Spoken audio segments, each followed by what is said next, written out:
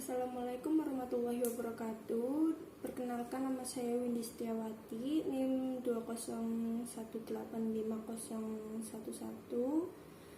dari Prodi Teknik Informatika STEMI GMI Tegal semester 2. Di sini saya akan mempresentasikan kelas mata kuliah Pendidikan Agama Islam.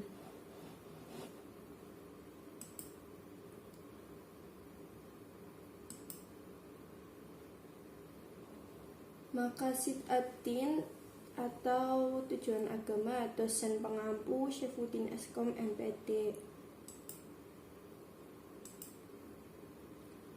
Maslahah adalah memelihara tujuan syara dan meraih manfaat atau menghindarkan kemudaratan. Menurut Imam Al-Ghazali, pada dasarnya al-maslahah adalah suatu gambaran untuk meraih manfaat atau menghindarkan kemudaratan. Yang kami maksudkan dengan al-maslahah adalah memelihara tujuan-tujuan syara. Imam Al-Khwarizmi, penemu aljabar, memelihara tujuan syara dengan cara menghindarkan kemafsadahan atau kerusakan dari manusia. Menurut Said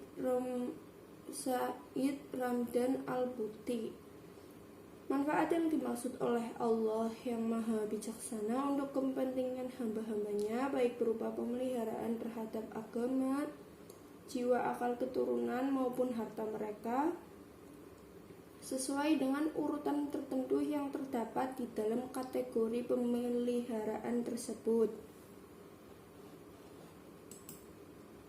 Tujuan agama.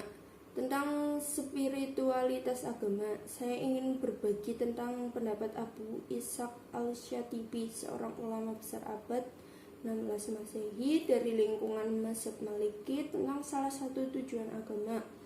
Ketika membahas soal maqasid atau tujuan agama, Al-Syatibi mengemukakan sejumlah perbedaan pendapat di kalangan para ulama.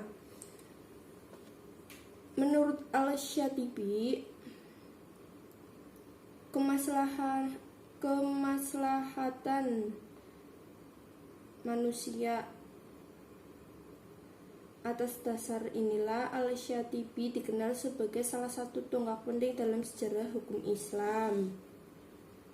Sebab dialah salah satu ulama yang paling menekankan pentingnya segi kemaslahatan sebagai dasar pemahaman atas hukum Islam.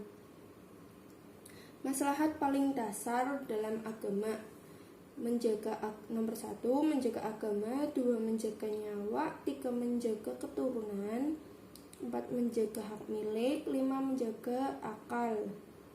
Yang menarik adalah tambahan keterangan dari Al-Syatibi setelah menjelaskan 5 jenis maslahat ini. Waqad qalu innaha mura'atun fi kulli millah.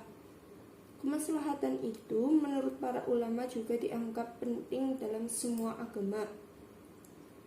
Tingkat kemaslahatan: daruriyat atau maslahat yang urgen, 2, hajiyat, maslahat pendukung, 3, tasiniyat atau maslahat penyempurna aksesoris. Contoh kemaslahatan: sebagai contoh makna adalah maslahat dalam kategori pertama atau maslahat daruriyat, yaitu memelihara kelangsungan nyawa. Selanjutnya, jika kita makan dengan tangan kanan atau makan dengan dimulai bacaan basmalah, maka hal itu masuk dalam kategori maslahat tingkat 3, yaitu maslahat tasiniyat. Maslahat tingkat kedua tentu tidak sepenting maslahat tingkat kedua, dan maslahat tingkat ketiga tentu tidak sepenting yang tingkat kedua.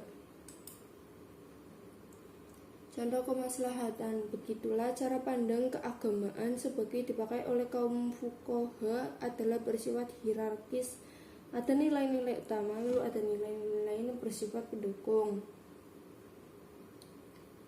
Tidak semua ayat dalam Al-Quran sama kedudukannya. Ada ayat yang kedudukannya sangat penting, vital, dan universal. Ada ayat-ayat yang hanya berbicara mengenai sesuatu yang sifatnya teknikal atau teknikal temporal. Penafsiran maslahat dalam pemahaman kita sekarang, kelima maslahat utama itu akan berbunyi sebagai berikut. 1. Melindungi kebebasan beragama. 2. Melindungi kelangsungan hidup. 3. Melindungi kelangsungan keturunan.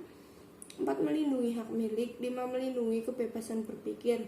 Jika kita tafsirkan dalam bahasa kontemporer, maka kelima maslahat itu akan mencakup perlindungan atas sekurang-kurangnya 3 hak.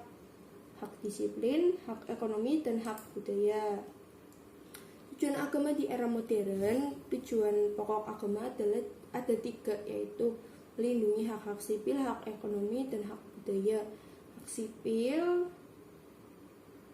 yaitu hak untuk bebas berpikir, menyatakan pendapat, dan hak berkumpul. Hak ekonomi seperti kebebasan gerak, melakukan tukar-menukar, dan hidup yang layak. Dan hak budaya terkandung hak untuk melestarikan warisan budaya tertentu. Selesai. Terima kasih atas perhatiannya. Mohon maaf jika masih ada salah dalam pengucapan kata. Wassalamualaikum warahmatullahi wabarakatuh.